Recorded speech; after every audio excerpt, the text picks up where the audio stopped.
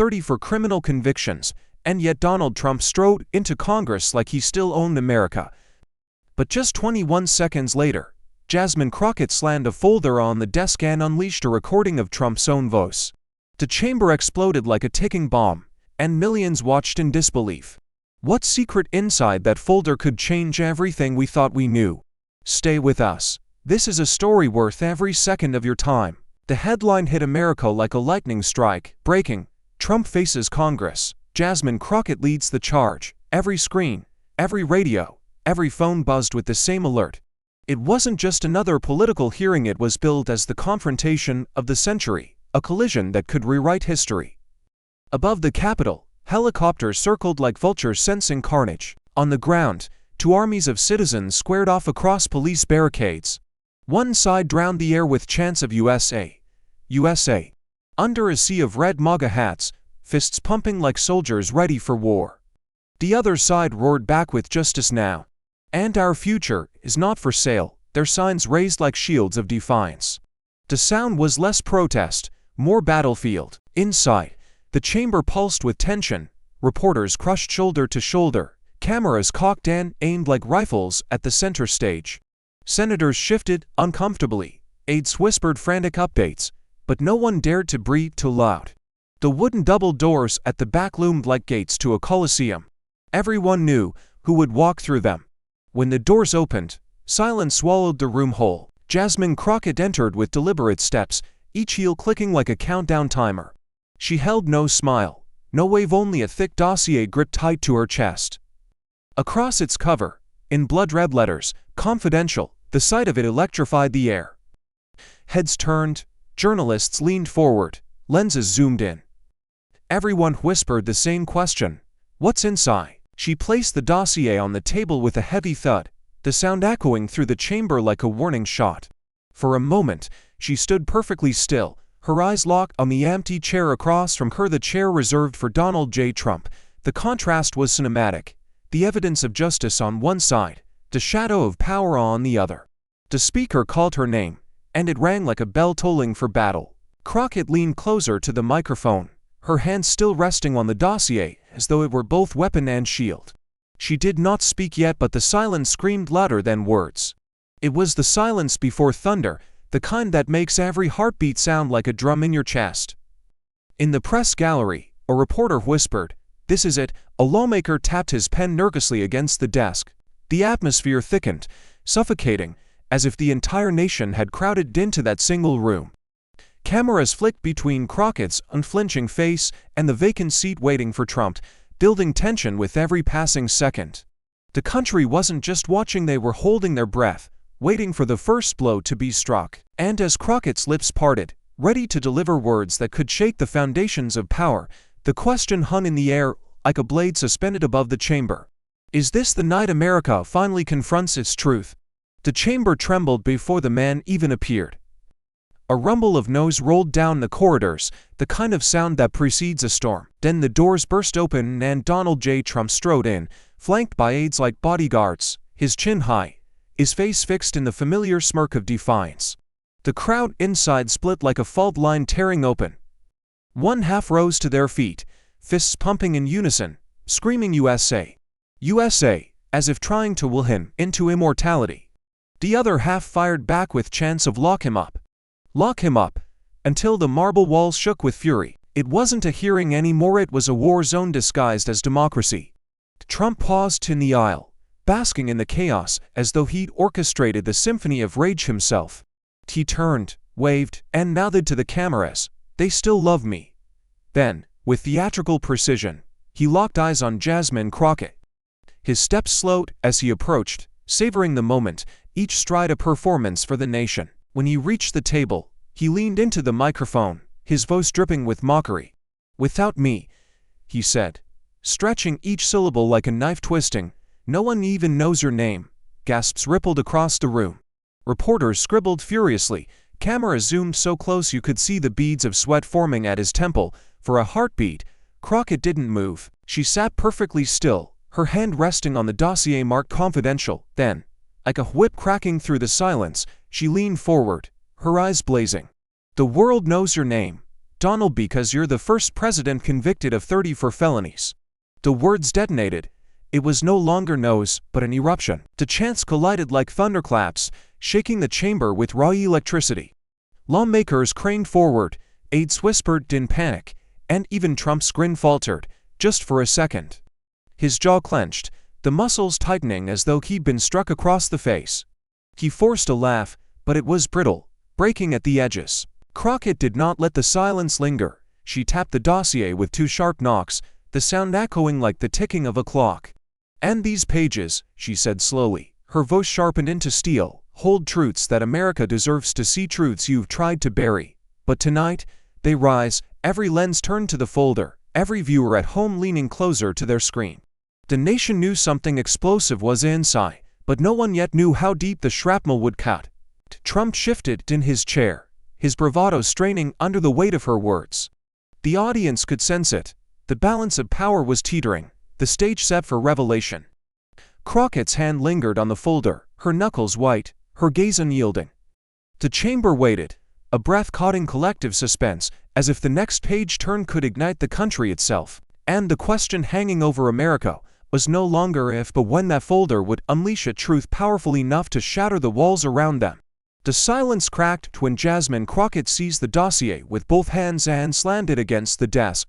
The sound reverberated like a gunshot, silencing the chamber in an instant. Papers spilled across the polished wood pages stamped with financial ledgers, wire transfers, transcripts of late-night calls. Headlines that had only been rumors now lay exposed in black and white. Secret accounts, shell companies, pressure campaigns targeting state officials. Cameras zoomed so close you could see the ink glisten. She raised one page high for the entire room to see. "This is your empire, Donald," her voice thundered, "built on fraud, intimidation, and corruption that bled the American people dry." Every word cut deeper than the last, and the audience leaned forward as though pulled by gravity. Crockett's tone was not merely accusation, it was indictment, live and unfiltered. Trump leaned back in his chair and let out a booming laugh that rang hollow, the laugh of a man trying to mask the tremor beneath his skin. "Fake news," he barked, his hands gesturing wide as though swatting the evidence from the air. "All of it. Lies cooked up by Democrats who've been after me from day one." His voice cracked with forced bravado, and though his loyalists clapped, the sound lacked conviction. Crockett's eyes narrowed. She stepped closer, her heels striking the marble with cold precision, and leaned over the microphone. "No, Donald," she said, her tone slicing through the chamber like a blade. "Fake news is your excuse. Fake news is your shield. But you, sir, are a fake president." The words detonated. Gasps rippled like a shockwave, ricocheting across the chamber. Some lawmakers slammed their hands against the table in outrage, others broke into applause. The crowd outside the chamber roared so loud it bled through the walls, chants overlapping in a storm of chaos. Trump's face flushed crimson, his jaw clenched, his fists tightening against the desk as though he might leap across it. Security officers shifted, uneasily, inching closer. Aides whispered frantic warnings, sensing the hearing teetering on the brink of violence. Trump rose halfway from his chair, pointing a finger at Crockett. "You watch yourself," he spat, his voice shaking, not with fear but with fury. The cameras caught everything, the tremor in his hand, the glint of fire in his eyes, the battle lines drawn as clearly as ink on paper. Crockett did not flinch, she stood taller, steadier, her hand once again resting firmly on the stack of evidence. The chamber held its breath, every heartbeat pounding like a drum of war. And as the tension threatened to erupt into something no gavel could contain, the question seared through the silence, haunting every watcher from the gallery to living rooms across America. Would Donald Trump erupt in rage or unleash something buried even darker than anyone dared to imagine? Trump shoved his chair back with a screech and rose, chest puffed as if to reclaim the room he felt slipping from his grasp. With a theatrical flourish, he yanked out a glossy stack of charts, waving them above his head like holy scripture. Red and green lines streaked across the poster, stock market surging, GDP curves climbing. His voice boomed, filling every corner of the chamber. "Look at these numbers, best economy ever under Trump, lowest unemployment, biggest stock gains. America was winning, until they stole it from me." The MAGA faithful in the gallery erupted, pounding their fists and chanting USA, USA. The sound ricocheted like gunfire against the marble walls, an anthem of denial and defiance. Trump grinned, soaking in the adoration, his finger stabbing at the charts as if they were indisputable commandments. This is the truth. These are the facts. Under me, America was stronger than ever. And you people know it. The Crockett did not move until the nose reached a fever pitch. Then, with deliberate precision, she pulled a slim binder from her desk and snapped it open. The sound cracked like a whip. She laid out fresh reports in bold print, screens behind her flashing with real-time numbers, unemployment soaring to double digits, bankruptcies in small towns rising 40%, foreclosures ripping families from their homes. These are the numbers that matter, she fired back, her voice cutting through the chance like steel slicing cloth. Not the fantasy lines you wave around, but the lives of Americans, millions who lost jobs, homes, and hope while you boasted about your empire. The chamber convulsed. Half the crowd roared in agreement, the other half booed so violently that security guards stepped forward, hands twitching near their belts. Reporters shouted questions over the cacophony, cameras flashing as Crockett flipped to another page, graphs of medical debt climbing, small businesses shuttered, wages stagnant while billionaires doubled their fortunes. This, she said, slamming her palm against the report, is the legacy of Donald Trump. A country bled dry while he fed his own empire. Trump's smirk faltered, then twisted into rage. He jabbed a finger toward her, his voice cracking under the weight of fury. Lies, every word, lies. The people here know the truth. They remember how great it was. She's lying to you. His words weren't just defense, they were desperation, a plea to rewrite memory itself. The room seethed, chants colliding like thunderclaps. Justice Now versus Trump 2025. The clash of voices was so deafening it rattled the cameras perched in the gallery. Crockett leaned forward, her eyes never leaving his, her voice low but carrying like a blade sliding from its sheath. You can fool a crowd with charts, Donald, but can you fool history? Can you erase the pain etched into the lives of millions? The chamber froze, breathless, caught between two visions of the same America, one painted in glossy lines, the other carved into scars. And as the echoes reverberated, a darker question took hold. When truth and illusion collide under the weight of a nation's gaze, whose reality will America surrender to? Trump's fist crashed against the desk, rattling the microphones. His face, flushed red with anger, twisted into a sneer. You want to talk about corruption? Let's talk about you, Crockett. He leaned forward, the camera is catching every wrinkle of disdain. Your own staff call you a nightmare. They say you're a diva boss, screaming at aides, driving them to tears. That's the real Jasmine Crockett, a fraud hiding behind a show for the cameras. His words landed like grenades, each insult meant to shatter her composure.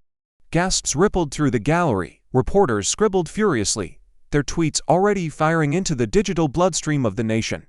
A few MAGA loyalists in the crowd laughed cruelly, their jeers rising above the tension. Boss from hell, boss from hell.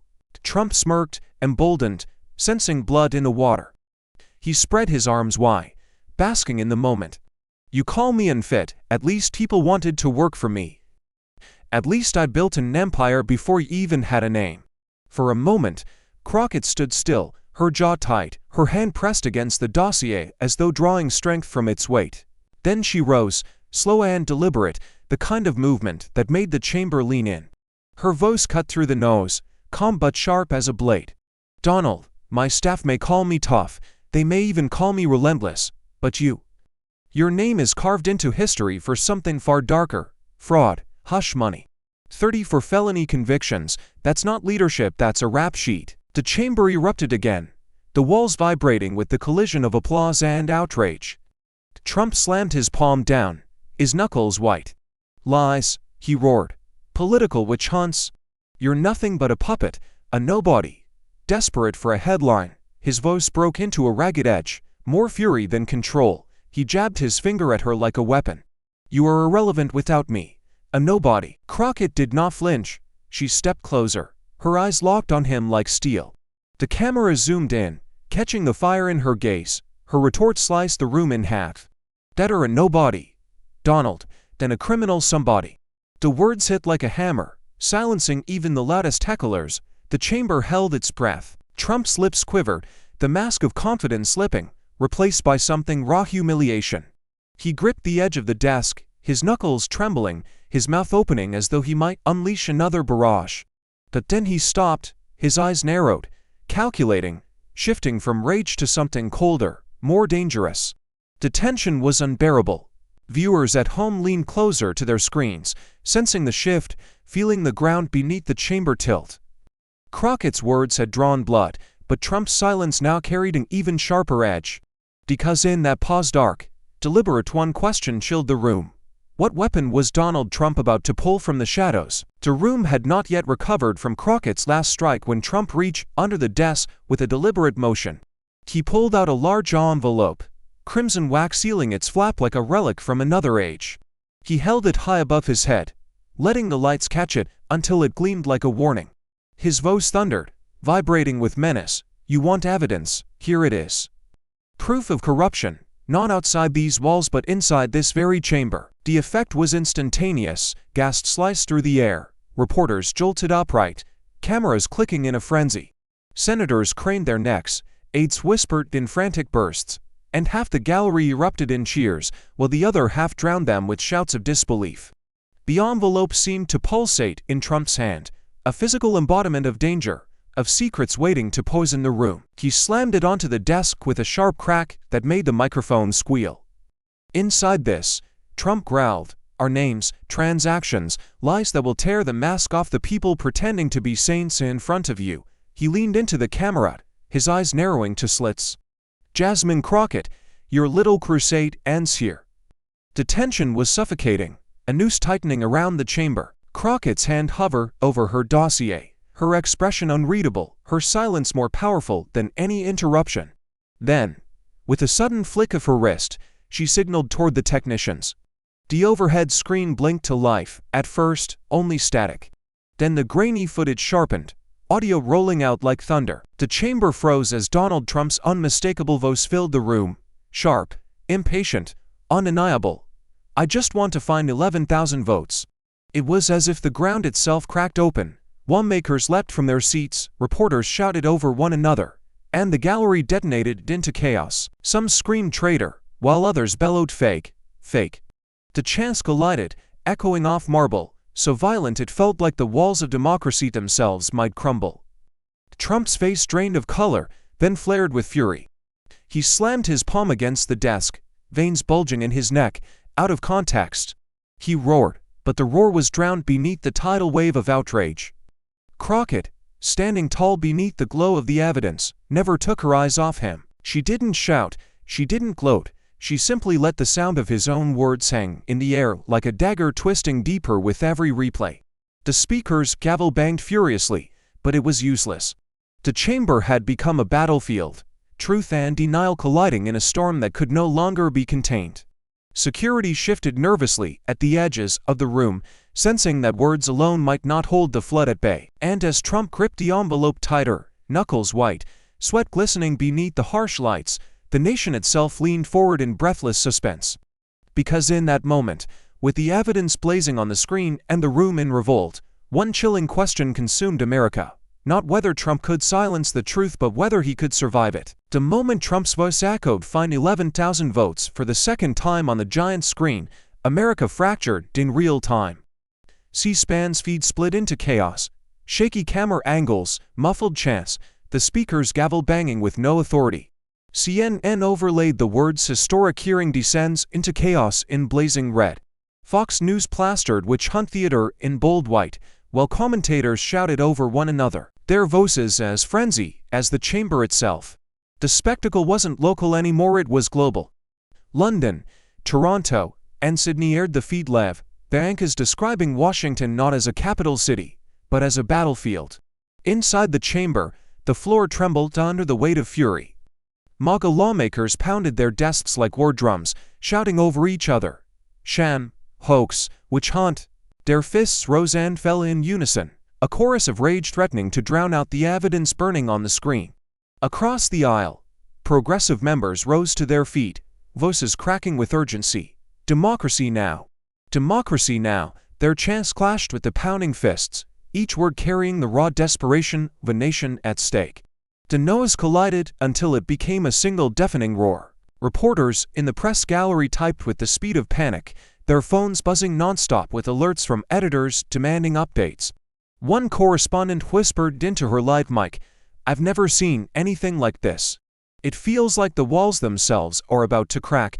The camera swung from Trump, face red, veins bulging, to Crockett, who stood steady, unmoved, her eyes locked on him as though holding the entire room hostage with nothing but her presence. Security officers tightened their formation near the front row.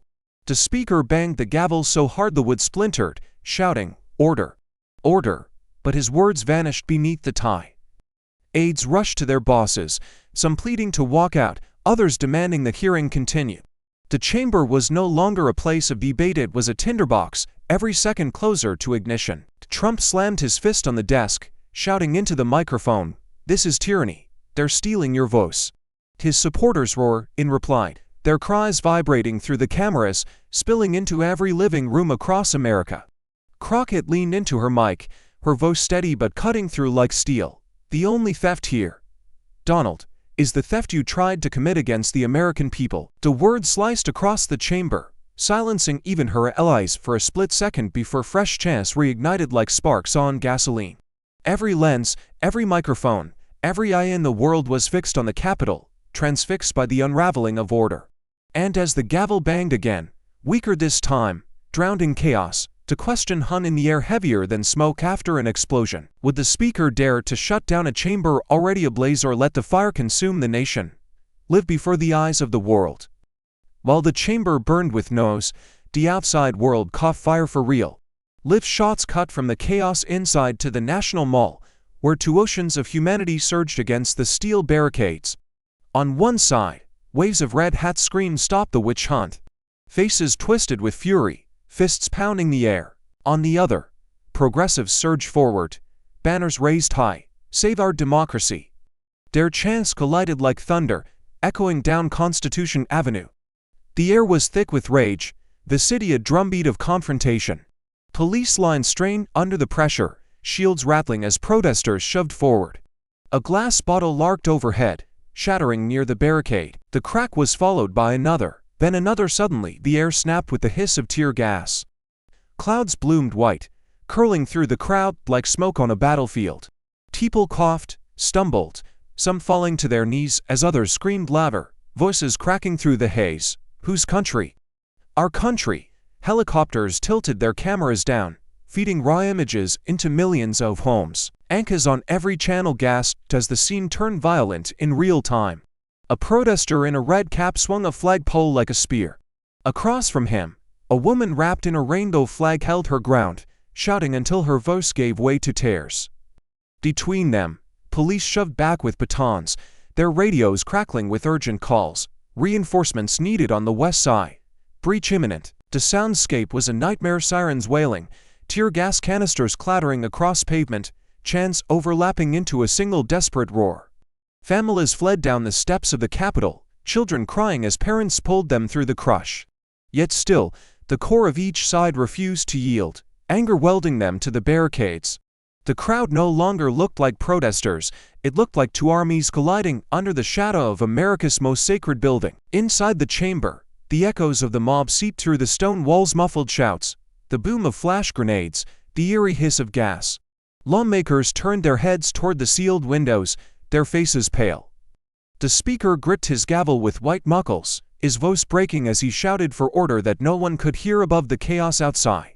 The chamber and the street were no longer separate, they were mirrors, each feeding the other's fire. Every camera lens caught it, every network replayed it, every American watching knew what it meant. The line between protest and riot was evaporating, and the police looked more like sandbags holding back a tidal wave. The crowd pressed closer, shields bent, voices rising until the chants seemed to shake the Capitol itself. And as the smoke hurled higher and the barricades groaned under the weight of thousands, a single terrifying question burned into the air. How long before the fury outside crashed through those doors and engulfs the chamber within?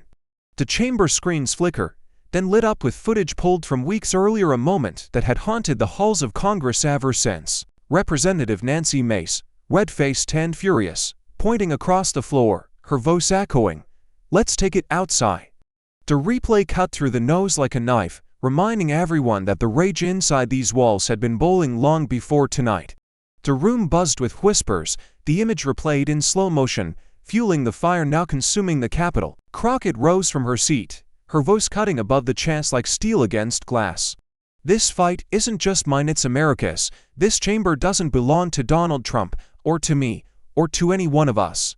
It belongs to every citizen who still believes in the promise of democracy." Her words rang with conviction, slicing through the haze of anger, pulling gasps even from her opponents, who hadn't expected such fire. Trump smirked, leaning back in his chair as if none of it mattered, his confidence as rehearsed as a showman's grin.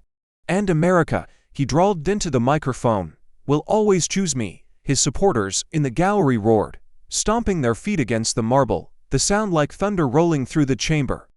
He spread his arms as if to embrace the chaos, as if the madness itself proved his point. Allies drew their battle lines in plain sight.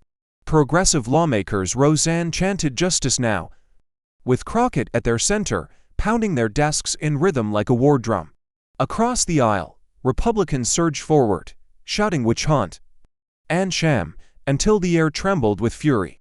The speaker's gavel slammed again and again, but the sound was swallowed whole, devoured by the raw nose of a government tearing itself apart. Cameras panned the faces in the crowd, fear, anger, disbelief, while millions at home sat frozen, watching their leaders transform into combatants.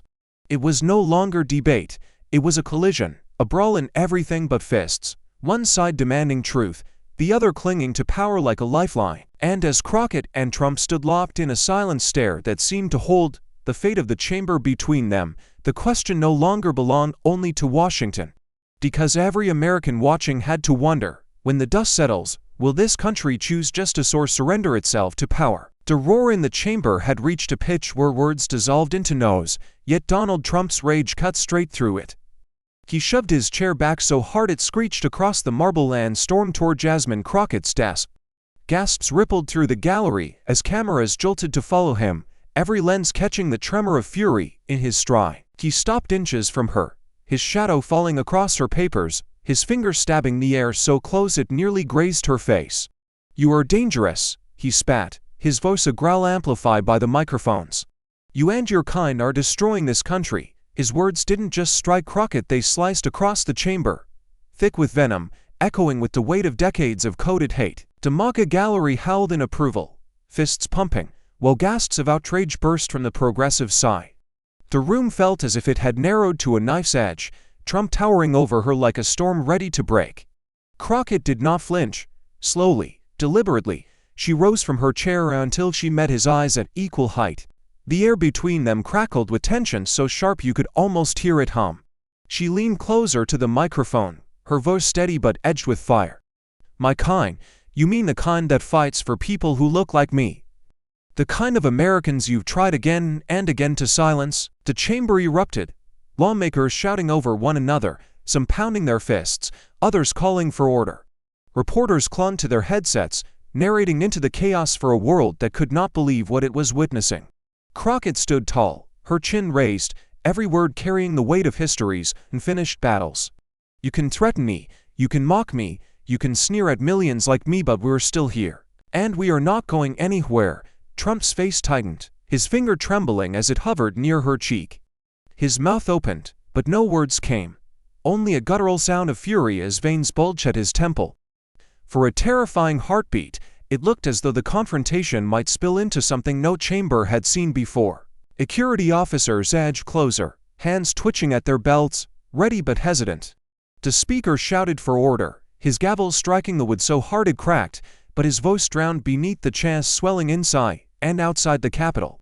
The cameras caught every flicker of rage in Trump's eyes, every ounce of defiance in Crockett's stance. The world was no longer watching a hearing, it was watching two figures locked in a duel that carried the scars of America's past and the stakes of its future.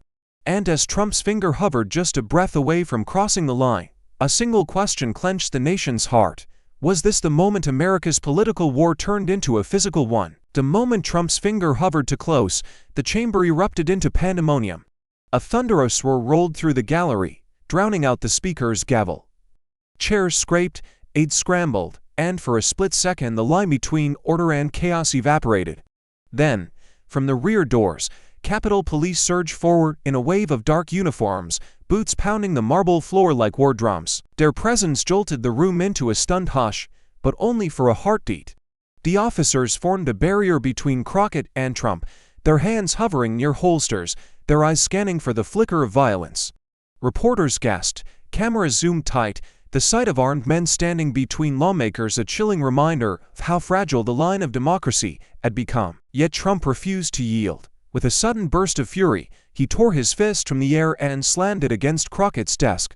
The impact rattled her dossier and sent ten scattering across the wood. "The fight is not over," he bellowed, his voice cracking under the strain, reverberating against the marble walls until it seemed to shake the chamber itself. His supporters in the gallery howled back in unison, stomping and chanting his name, the floor vibrating under their weight. But Crockett did not flinch. She leaned forward, her eyes locked on him through the thin wall of officers, her voice steady but carrying the edge of steel. "It's only beginning." The words landed like a strike, slicing through the nose, turning heads, forcing even his allies into an easy silence. For a moment, the two figures stared across the barricade of uniforms, locked in a standoff that felt less like politics and more like the opening move of war. The chamber pulsed with fear, but also with defiance, fear of collapse, defiance against surrender. Every lens captured it, every network replayed it, the image already searing itself into the national memory. Trump, seething with fury, Crockett, unbowed and unbroken. The speaker, sweat dripping down his brow, pounded his gavel until the handle splintered in his hand. His voice rose, hoarse and trembling. "Order. This chamber will come to order."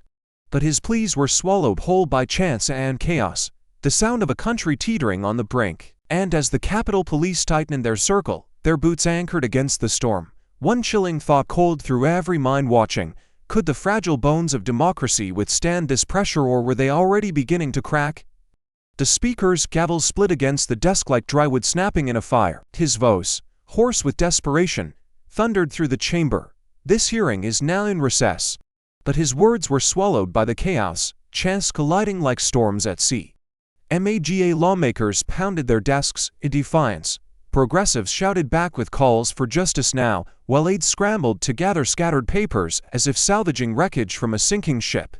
The room was not just out of order, it was ungovernable. Capitol Police held their line, forcing a thin buffer between Trump and Crockett, but the air crackled with the charge of a fight only barely contained.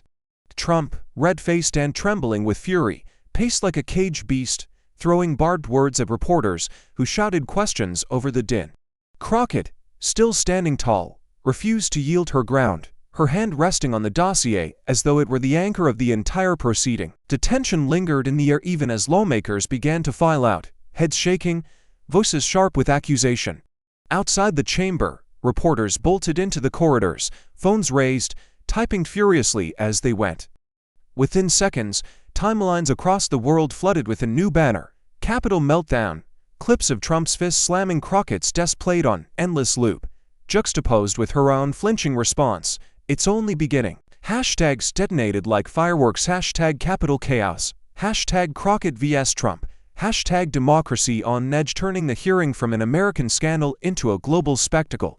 And beyond the marble walls, the streets of Washington convulsed. Protesters swelled in number, the chants now louder than the sirens. Barricades bent under the press of bodies, tear gas curled above the crowd like ghosts rising from the pavement. Police radios crackled with panic, "They're breaching these steps." The air stung with acrid smoke, the screams of the crowd bleeding into the echo of flash grenades. What had begun as protest now pulsed with the rhythm of insurrection. Back inside, the chamber emptied into an easy silence. Desks stood abandoned, papers scattered like fallen leaves. The speaker collapsed into his chair, face pale, staring at the cracked gavel as though it were the final symbol of a system buckling under its own weight. The cameras lingered on the empty podium, the dossier still resting there untouched, its red stamp glaring like a wound. Every viewer at home could feel the story wasn't over. It was only paused, and the pause itself was terrifying, because when the door slammed shut and the broadcast cut to shaky footage outside, one truth became impossible to ignore. Recess was not relief, it was a fuse. And as America watched, breathless, the question hung heavier than the smoke over the Capitol: when the chamber reconvenes, Will it return as a forum of democracy or as the stage of its collapse? When the chamber reconvened, the air was thicker than before, an invisible weight pressing down on every shoulder. The recess had not cooled tempers, it had sharpened them. The moment Trump entered, his loyalists surged to their feet, clapping, stomping, pounding the desks in a rhythm that echoed like war drums. Their voices rose in unison, drowning out the speaker's gavel. It wasn't applause, it was allegiance. Trump raised his hand, basking in the uproar, the smirk curling back across his face. He no longer looked cornered, he looked emboldened. Flanked by senators and House members who had clustered behind him, he stood like a general at the head of an army. "This," he declared, his voice reverberating through the microphones, "is not a hearing. This is a witch hunt against your champion." The chamber erupted, half in cheers, half in jeers. Cameras capture every angle, MAGA loyalists pounding desks with open palms, chanting his name as if he were already president again. Their chants clashed violently with progressives shouting democracy now, until the words blurred into a wall of no's. On Fox News, Chiron blazed, "Trump defies Dems, witch hunt against your champion." On CNN, the headline screamed, "Loyalists back Trump in chaotic return." It was no longer politics, it was theater, and Trump was playing to the cameras as much as to the chamber. He paced in front of his allies, his gestures sweeping, his voice rich with pride and poison. "They want to silence me because I fight for you. They fear me because I cannot be bought. They smear me because I am the only thing standing between you and the corruption that's rotting this country from the inside out." His finger stabbed the air at Crockett, who sat unmoved, hands folded over the dossier. "She is their mouthpiece. She is their weapon. But I," he pounded his chest, "I am your shield." The gallery split down the middle, shouts reverberating off the marble. Some cheered as if their savior had arrived. Others screamed as though watching a dictator rise in plain sight. The atmosphere swirled with pride, rage, and fear until it became impossible to tell where one ended and the other began. Crockett's eyes never left him. She sat in stillness, her silence louder and his roar, her calm a direct challenge to his fire. For a moment, Trump paused, soaking in the chaos he had created, letting it wash over him like oxygen. He turned to the cameras, his voice dropping into a growl. "They can't beat me, they can't touch me. Because America will never turn its back on the man who made it great again." His allies thundered behind him, pounding the desks, chanting his name louder than ever. But in the stillness beyond the no's, one truth hung between the two figures. Crockett was not defeated, she was waiting.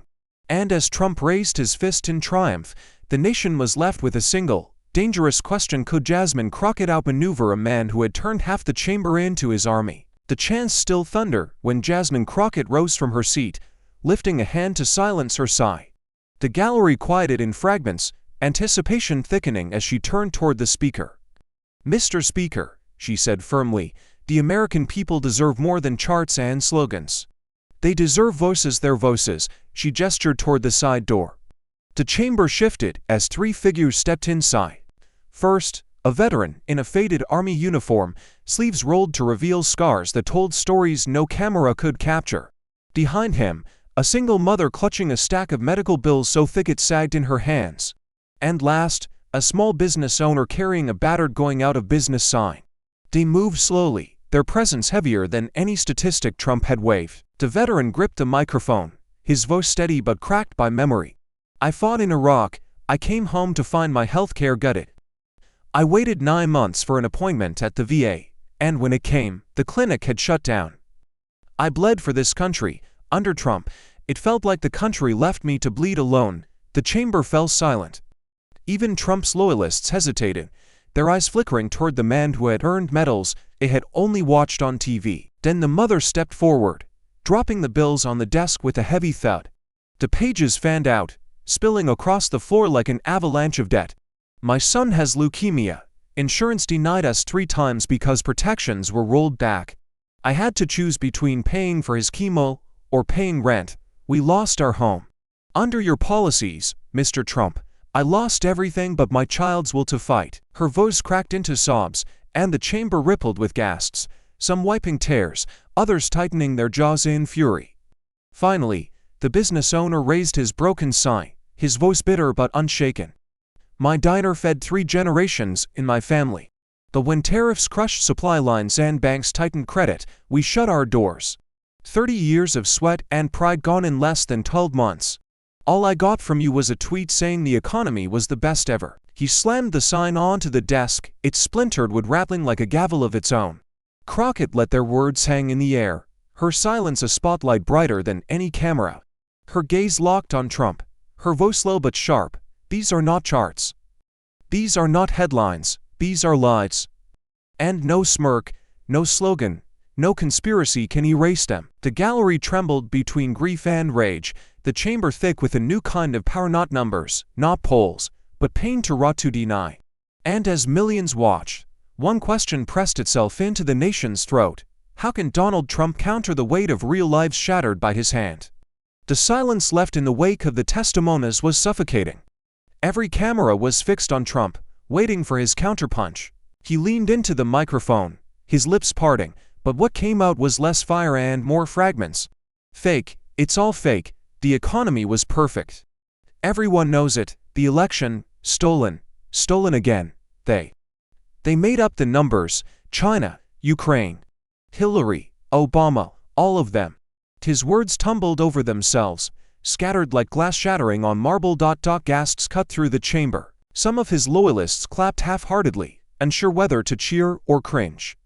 Lawmakers on both sides exchanged glances, their murmurs rising into a chorus that carried through the room. "He's unraveling," one whispered. "He's lost it," another muttered, shaking his head. Even the speaker, weary and pale, dropped his gaze to the splintered gavel, as though unwilling to watch the once commanding figure dissolve in front of the nation. Trump's face flushed crimson, sweat pooling at his temples. He slammed the desk with his palm, the sound cracking but hollow, a desperate attempt to recapture control. "I built the best economy. Everyone was rich, gas was cheap. There were no wars, no wars." His voice climbed into a ragged shout, the strain in his throat betraying the panic beneath. The cameras zoomed closer, exposing the tremor in his hands, the flicker of desperation in his eyes. Across from him, Jasmine Crockett rose, calm where he was chaos, deliberate where he was unraveling. She didn't shout, she didn't gloat. She simply let the silence build before speaking, her voice cutting through the storm like a blade. "History is watching." The words were soft, but they struck harder than any roar. They carried the weight of judgment, of permanence, of every headline that would follow long after the shouting ended. The gallery leaned forward as if pulled by a magnet. Trump's lips moved, but no sound came. He gripped the edge of the table with white knuckles, his chest heaving, the aura of invincibility slipping away like sand through desperate hands. Crockett's gaze stayed locked on him, unblinking, as if she were the mirror reflecting his downfall back at him. And as the cameras broadcast every falter, every stammer, every ounce of crumbling bravado to millions of living rooms, the chamber understood what it was witnessing. Not just the rage of a man cornered, but the slow, public collapse of a figure who once styled himself untouchable. And in that moment, one question struck harder than any gavel. Was this the end of Donald Trump's reign or the birth of something even more dangerous? The moment Trump's voice cracked and Crockett's words, "History is watching," echoed across the chamber, the world outside detonated. Phones lit up like fireworks, timelines flooded in real time. Within minutes, hashtag surged to the top. Hashtag Crockett vs. Trump. Hashtag democracy on trial. Hashtag Capitol chaos. Twitter, Facebook, TikTok, every platform was ablaze. Each clip of Trump's collapse replayed on an endless loop. Dissected, remixed, weaponized. In coffee shops, offices, and bars across America, strangers gathered around screens, jaws tightening, eyes wide, as if watching a verdict in the trial of a century. On CNN, anchors spoke with urgency, voices tight with disbelief. "This is unprecedented," one declared. A sitting president was never convicted of crimes, and now we watch a former president unravel on live television before the eyes of the world. The chyron blazed. Crockett confronts Trump. Democracy on trial. Gravely, some wiping sweat from their brows as if the heat of history had entered the studio itself. Crockett's face filled the screen, calm, resolute, unflinching, the image of defiance. But Fox News painted a different portrait.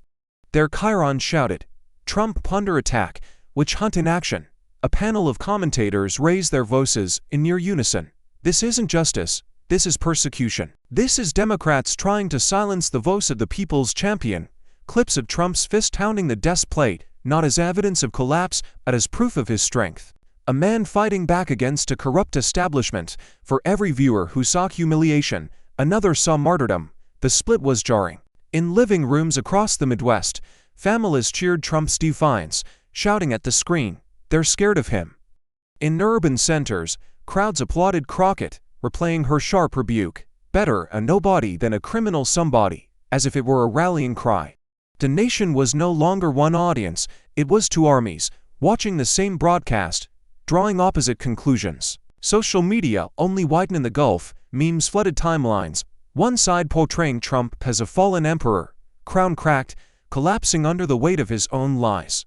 The other painted Crockett as a puppet of the deep state, strings pulled by shadowy hands. The digital war became as vicious as the shouting inside the chamber, each side desperate not just to win the argument but to own the narrative. International headlines rolled in within the hour. To BBC, America in chaos. Crockett confronts Trump. Al Jazeera. Capitol meltdown raises questions on U.S. stability. Even state media in Beijing and Moscow seized the images, framing them as proof of American hypocrisy. The battle wasn't just domestic anymore, it was global. The entire world watching to see if the beacon of democracy was flickering out. Inside the Capitol, Crockett sat back in her chair, her eyes scanning the chaos around her. Trump glared across the aisle, chest heaving, feeding off the loyalty of his allies even as cracks showed in his facade. Cameras zoomed, capturing their locked stares, two opposing symbols framed in a single shot, a portrait of a nation split in two. And as the feed circled the globe, one chilling question lingered like smoke. In a world where perception is power, who would seize control of the narrative truth, or the man determined to bury it? As the media war raged, cameras spilled into the streets, highways, and small towns, searching for the pulse of a nation in crisis. In Iowa, a farmer leaned against his tractor, his weathered hands trembling as he stared into the lens. "I've seen droughts, I've seen recessions," he said, voice cracked with age and grit. "But I've never seen a president tear this country apart like Trump has. Crockett's fighting for our future. He's fighting for himself." His words carried the ache of someone who had endured too much loss, yet still clung to the fragile promise of change. Miles away, in Ohio, a factory worker in a grease-stained shirt shook his head with equal conviction. "They're railroading him," he snapped, slamming a fist onto a breakroom table. "Trump's the only one who ever cared about us. They call him a criminal. What do you call politicians who sit in Washington and bleed us dry?" At least he fought. Behind him, half his coworkers nodded. The other half looked away, eyes heavy with doubt. On a college campus in California, a young student with a megaphone lifted her voice above a sea of restless classmates. "We grew up with school shootings, debt, no jobs, no hope. And now Trump wants to call himself our savior. He's the reason we can't breathe." Crockett is the only one telling the truth. Her words ricocheted across the courtyard, sparking chants of justice. Justice that reverberated like drums of defiance. But in a diner in Texas, an elderly couple clasped hands as tears streamed down the wife's face. "We remember when America was strong," she whispered. "He gave us that strength back. They're taking it away.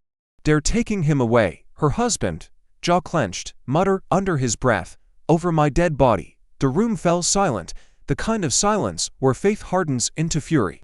The interviews multiply, coast to coast, each voice another shard of a fractured mirror. Some called Trump a traitor. Others called Crockett a liar. Families split across dinner tables. Friends unfollowed each other online. Pastors wept in pulpits, asking God which side he stood on. No two answers were the same, but the ache, the raw, electric ache of a people divided was identical. The more voices emerged, the clearer the picture became. America was no longer arguing over evidence, or policies, or even truth. It was arguing over identity, over survival, over who got to claim the soul of the nation. And the weight of that fracture pressed down like a storm cloud, heavy, suffocating, unstoppable.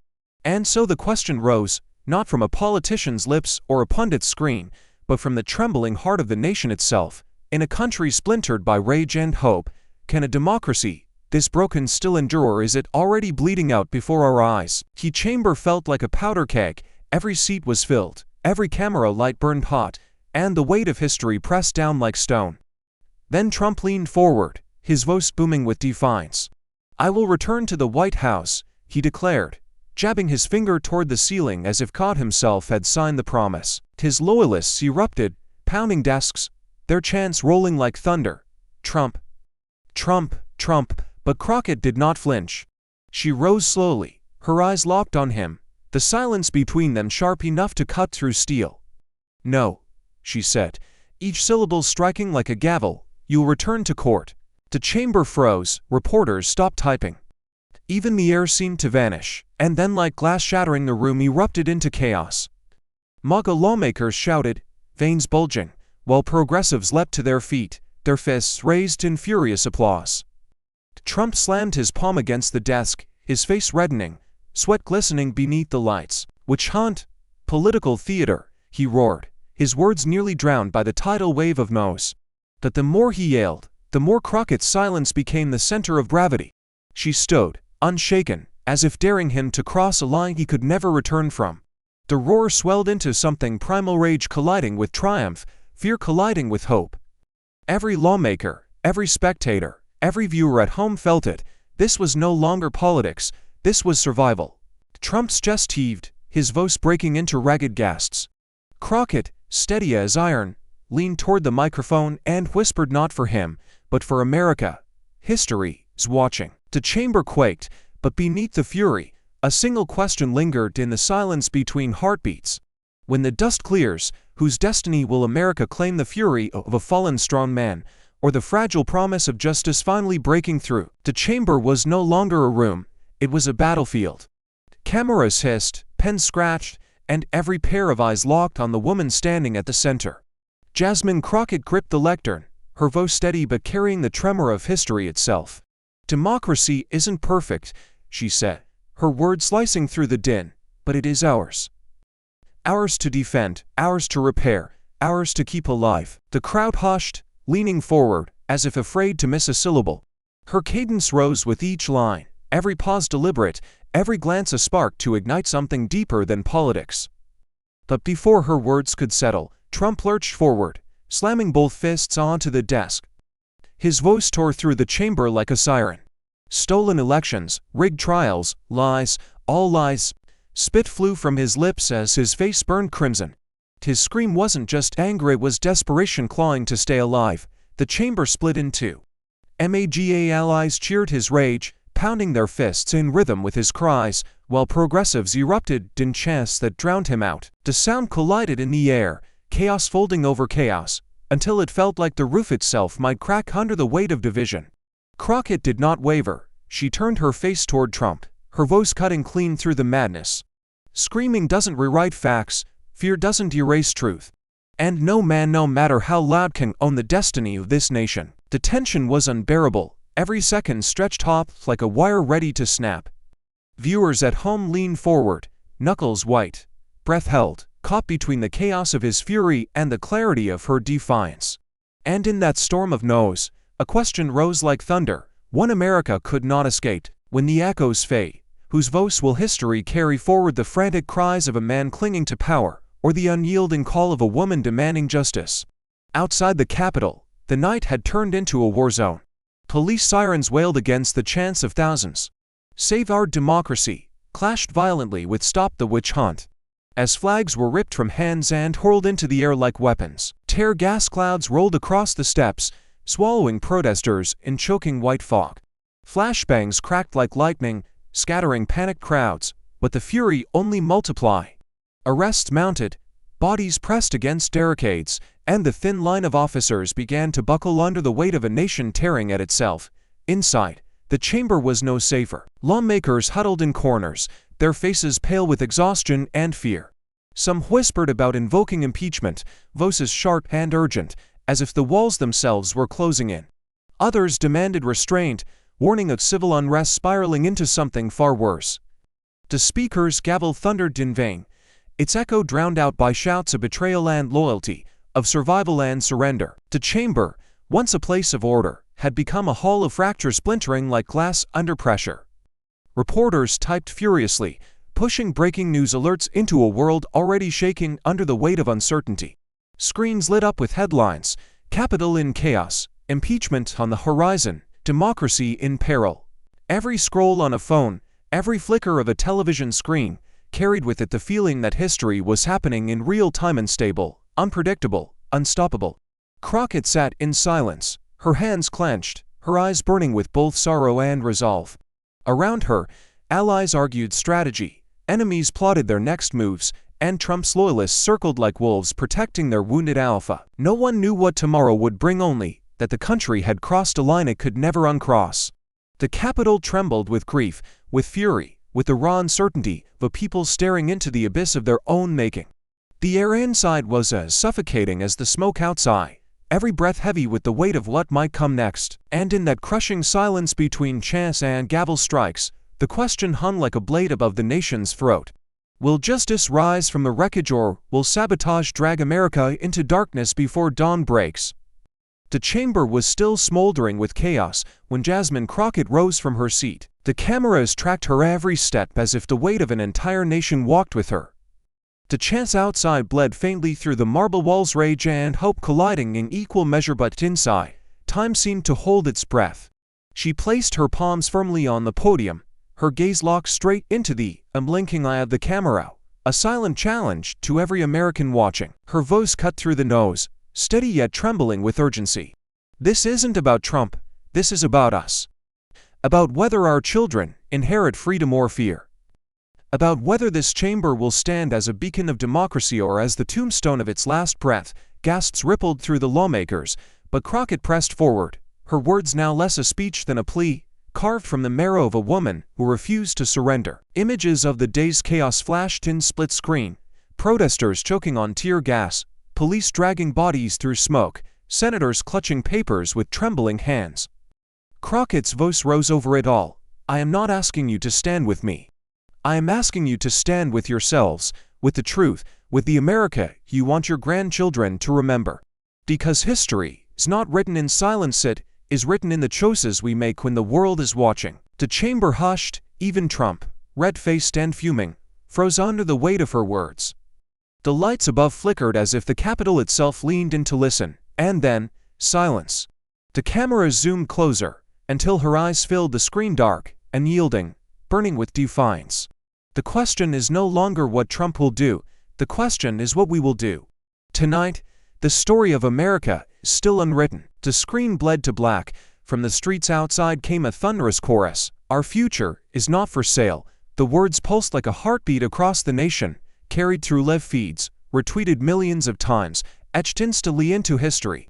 The final frame appeared in stark white against the void, lingering long enough to sear into memory. What side of history will you stand on? Freedom or fear, courage or silence, light or the abyss?